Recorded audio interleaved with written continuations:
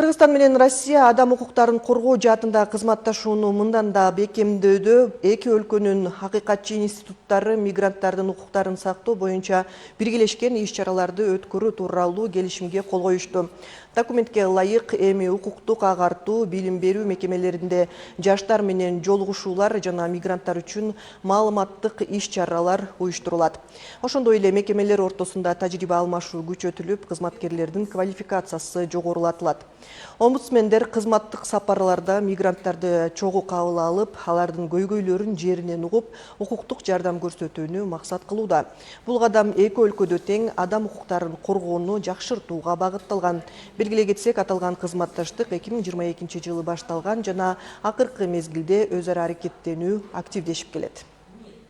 Бүгүнкү күнү Татьяна Николаевна менен биз кошумча протоколго кол коюлду. Бул кошумча протокол биздин институттардын өз ара аракеттенүүсү, өз ара ушул кызматташтыктын бекемдөөсүнө жол ачат. Анткени ушул кол коюлган, экинчи жолу кол коюлган протоколдун алкагында кыргызстандык жарандар ушул Россияда жашап жаткан биздин кыргызстандык жарандар жана Кыргызстанда жашап жаткан Россиянын жарандарына жардам көрсөтүү муктаждыгы бар бүгүнкү күнү.